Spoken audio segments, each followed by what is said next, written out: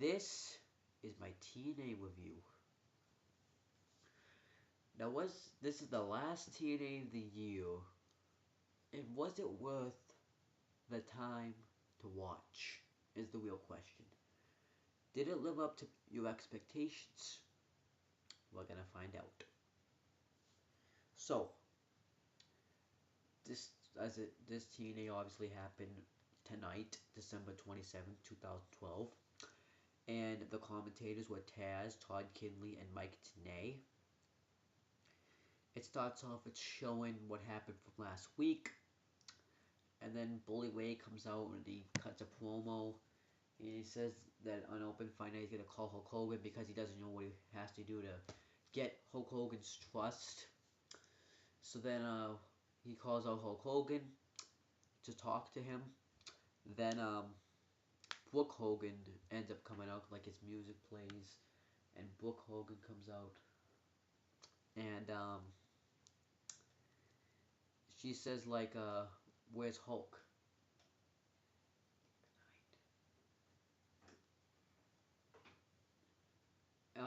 And he says that he's not there.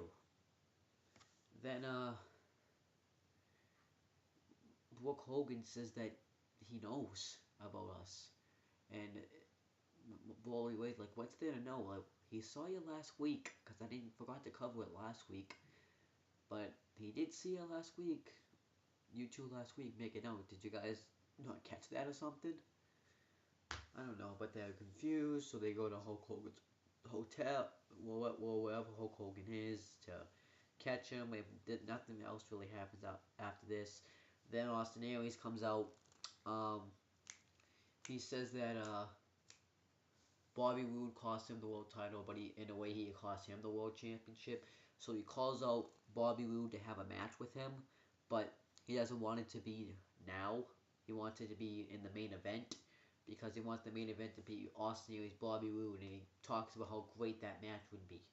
Like Austin Aries, the greatest man that ever lived. Bobby Roode, longest reigning world heavyweight champion. And he says that Austin Aries took the title from him. So I think that was a small thing to make that the main event. And then we get the TNAShop.com ad. Samoa Joe comes out. He calls out Aces and Eights, the masked member that cost Kurt Angle the television championship last week. They have a match, and it was a match. That's all I can really say. Nothing special happened. Samoa Joe said that his mask was going to come off, though. And after Samoa Joe made that guy pass out, he tried to take his mask off. But then the other members of Aces and Eights, all of them came out, and I think except for Devon, and tried to attack him. But Joe attacks two of them, and then he runs away when the full member comes out. So yeah, that wasn't great. The Aces and Eights look weak again. And then we have Robbie E and Robbie T backstage. Jesse, they run into Jesse. They talk about how, like, who's a better bro. He says, "Dude, bro."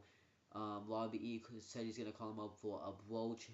I think it was like a bro off or something. Yeah, a bro off, and that's it. Then we get Ken and Christian York backstage. I kind of missed this, but I did see him backstage. I just wanted to mention, but I missed it. Then we get Robbie E with Robbie T versus Jesse with Taylor in a blow-off. What were they thinking? The last TNA of 2012, and you do something like this. This was shit. Complete shit. I'm adding this to the negatives of the wrestling event, of the wrestling stuff. But this was just absolute shit. Like, what the fuck were they thinking? Oh, I guess some retard booked this because it was fucking retarded. I don't know what the fuck they're thinking. If it was Ted, it would have been funny, because I did watch the movie Ted and it was hilarious. But what are they doing? What the fuck?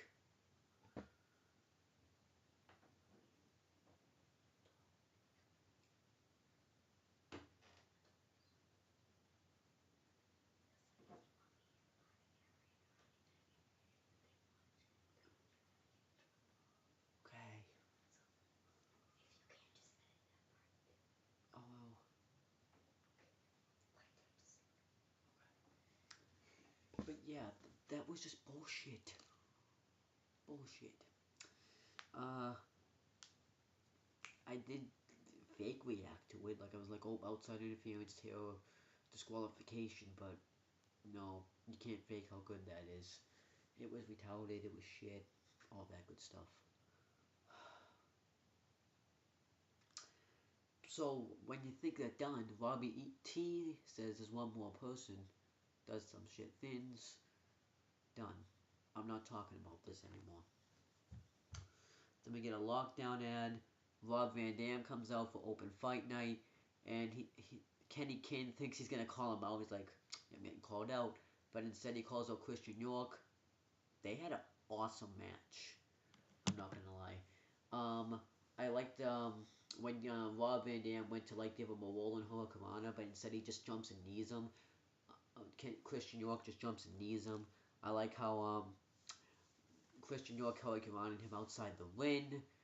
Christian York does have some talent, and I think they're trying to test him out, see who to put him with, and I think that's absolutely fine. But you gotta have him get some wins in his belt, because then he's just gonna kind of go downhill, kind of like what happened. Well, Sheamus did get some wins under his belt, but when he got pushed too quick. But you gotta get like Del Rio's going kind of having that downhill spiral right now. And Zema Ion got that downhill spiral when he lost to X Division Championship. I want Christian York to start getting some wins.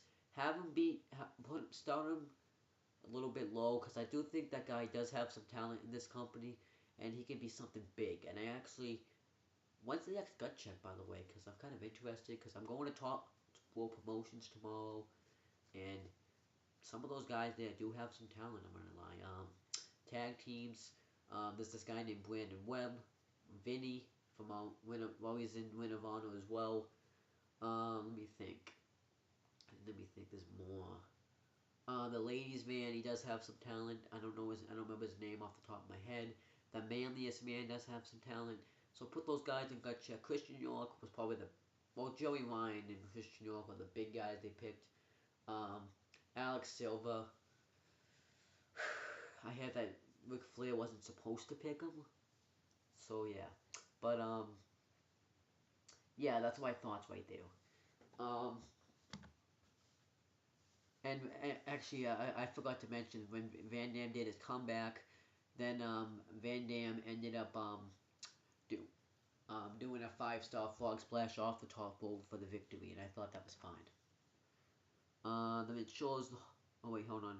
But then the Aces and Eights are backstage. They're talking about the new guy they're gonna bring into Aces and Eights. He's cocky, but he's good, and all that. That's really all that happened. Then it talks about Joseph Polk's training. I do like those things. Tonight, he actually like talked about his training, talked about how his brother what's his name, I don't remember what his real name is, but Abyss he was a wrestler, and his like grandfather was a wrestler, and he almost won a bare knuckle fight, and he thinks he's improving, but then David Page, whatever his name is, I don't remember his name. Doug Davis. It's like something with a Davis at the end.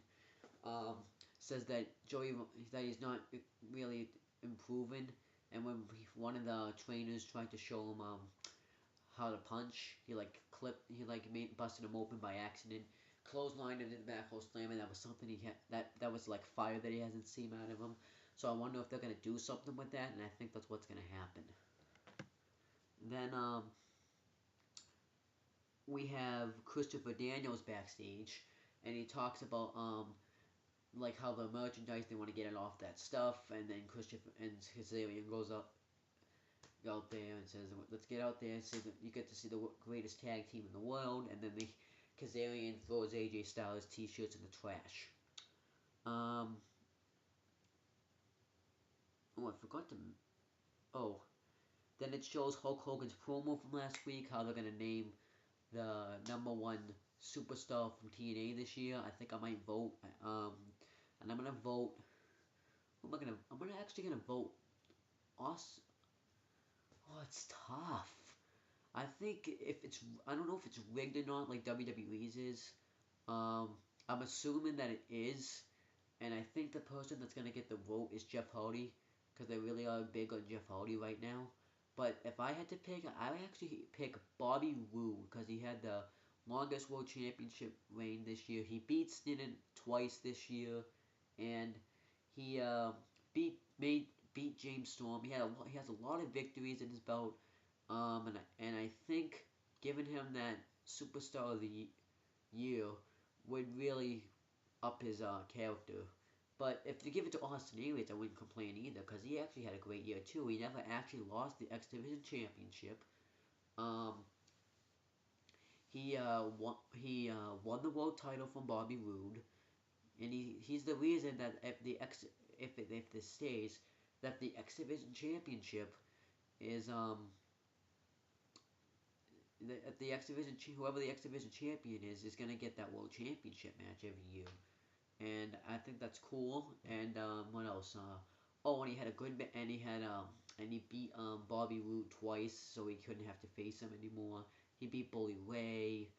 Uh, he uh, he brought this whole it's I don't like that though. Yeah, the Hulk Hogan stuff. I don't give a shit about that. But good job. And then we get Bobby Roode backstage. He was actually expecting him to call him out because he's so predictable. And that's I didn't actually expect him to say that. He said more, but I don't remember what he said. But that was the thing I remembered. And I think and he also said that he's gonna win and take the world championship back at Genesis. I guess that's the next pay per view.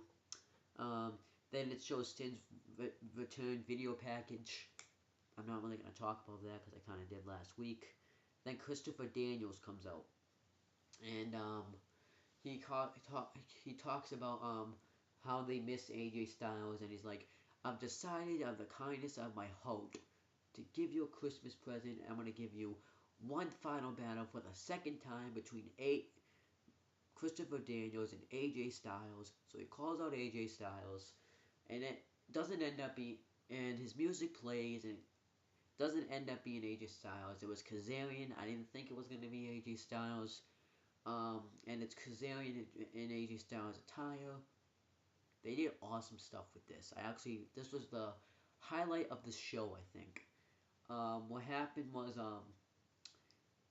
a Kazarian says that, I can't beat you. You beat me with my own finisher. I don't think I can beat you ever, Christopher Daniels. It's okay. And then he says that, I'm a redneck and you're from California. Then he also says that, I'm gonna go bang Dixie Carter. It's like, no, no, no, don't have to do that, AJ. Then, he says that, we actually got We Want AJ chance because he was like, I'm right here. I'm right here. So I thought that was funny. And then they say now since you're not gonna get the 1 second final battle, you can look at the greatest tag team in the world. And before I get to the next thing that happens, I was assuming that what was gonna happen was James Storm was gonna feud with Christopher Daniels, and AJ Styles was gonna be brought back as a heel and cost Storm that match.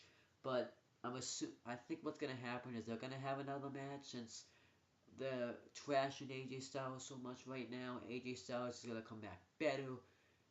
That he's not gonna. I hope he doesn't squash Christopher Daniels.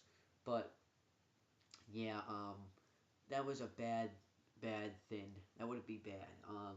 But yeah, what ends up happening is Chavo Guerrero and Hernandez come out. Because Chavo says that you think you had a great year, Christopher Daniels. We had a way better year than you guys did. We won the World Tag Team Championships.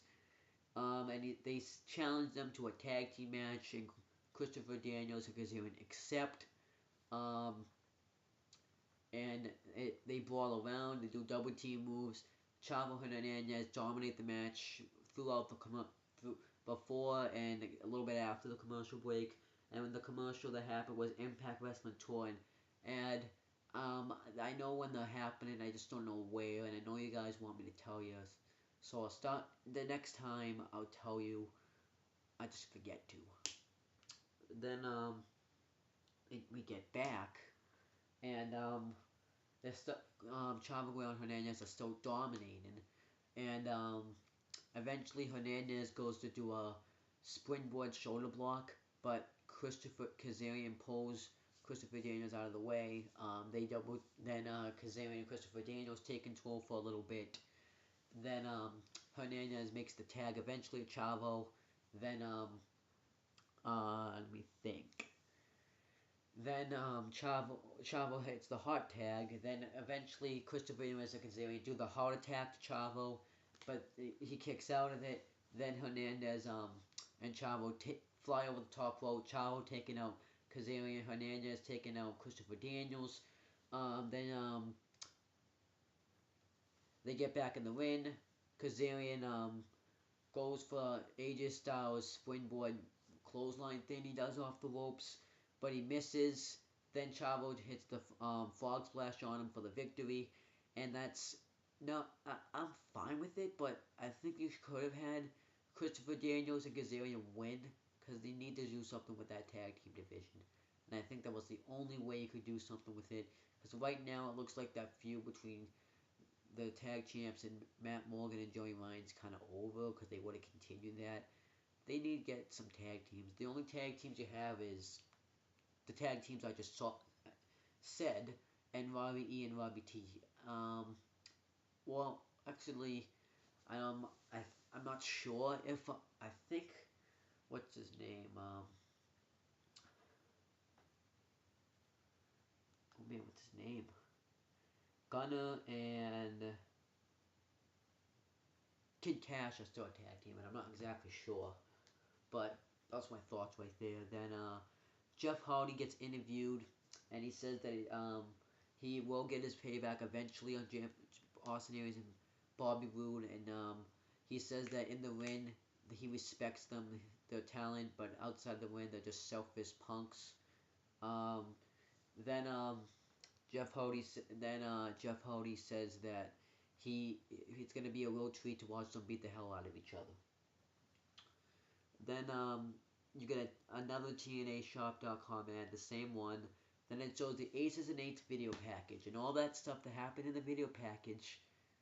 No, no, I'm not talking about this. The Aces and Eights are weak. They're weak. I wouldn't want to be a part of that stable. The Shield, yes, I think the Shield should get more people. Like, here's the thing. You're gonna call me WWE Monk, but the Shield is way better than the Aces and Eights. I'm gonna keep saying this until Aces and Eights does something right. But when the Shield came to WWE, they're a force. These guys, when they come out, you think, holy shit, they're coming out. When the Aces and Eights come out, they no one even reacts anymore, really. Now the superstars are calling them out. Like Kane and Bryan can say, oh, but Kane and Bryan called them out. Well, but when they do, they would have got destroyed. And let me say something. When the Shield can make themselves look credible, because when the Shield comes down, at least they don't get their asses kicked every week like Aces and Eights. You could say that the Shield wasn't around, but it was Christmas, okay? It was Christmas Eve. They probably wanted to do other things, and they wanted to give that a break, because you can't shove it down our throats all the time, and I think that's what they're doing with the Aces and Eights.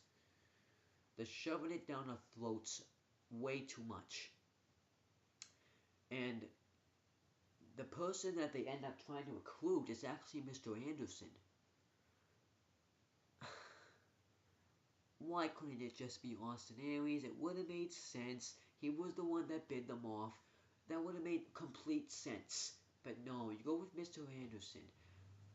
Mr. Anderson is great, but they use him at the wrong times like he's a buzzkill.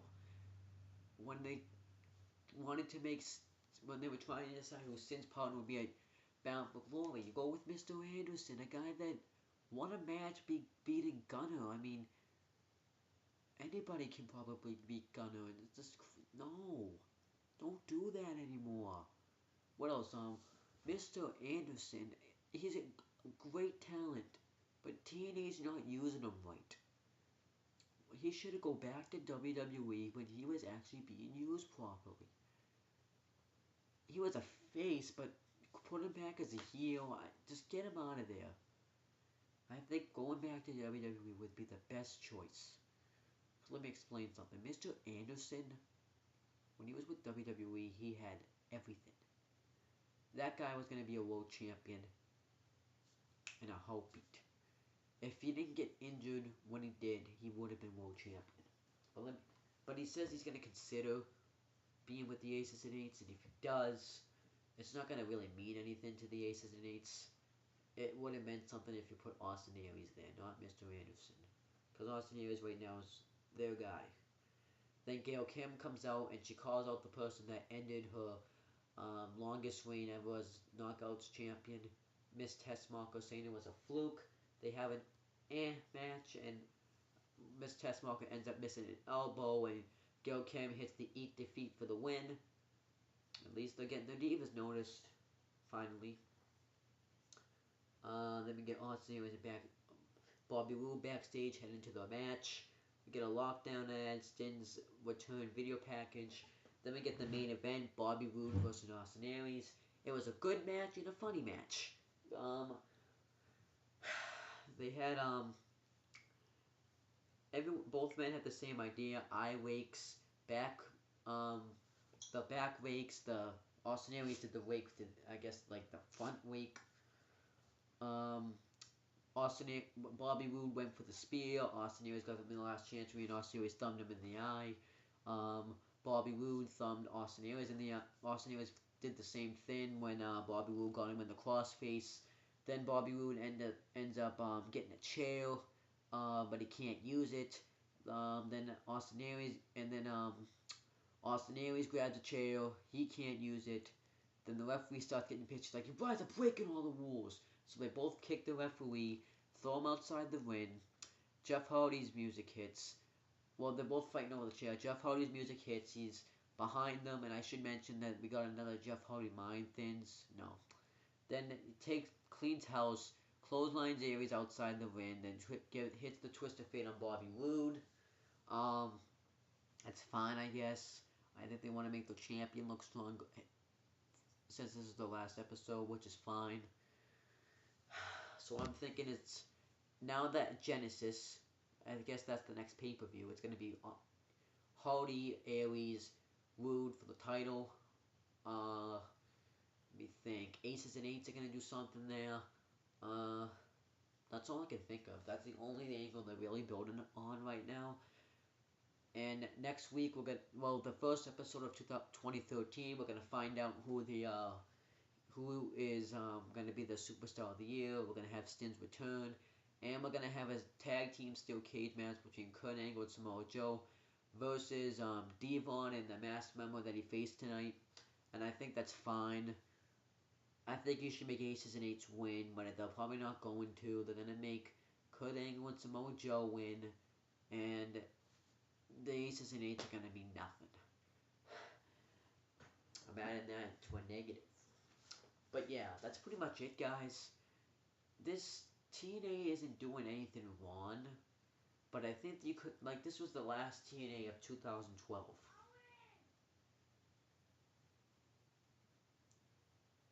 The last TNA of 2012. And you could have done something big.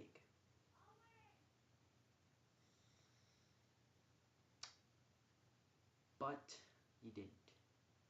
That you could have had the Aces and Eights.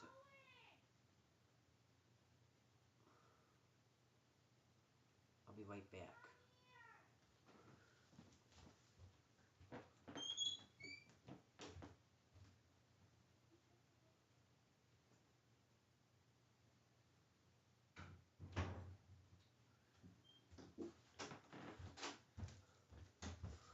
Like I was saying, you could have had the Aces and Eights attack something big, and then you do that bro thing, like, no. So I think Aces and Eights, but it wasn't a bad episode to end off the year. You got a good main event. You got I did like the Kazarian Christopher Daniels stuff. The tag match was good, and it was an average show though. But tomorrow I'm going to be going to Top Rope Promotions. There's going to be no SmackDown review. And I think SmackDown, I'm not mad that I'm going to miss it, because I can probably watch it when I get home, and I'll review the Top Rope Promotions instead of SmackDown. And that's pretty much it, guys. I'm gonna click off now and not make any more videos for a little while. See you later.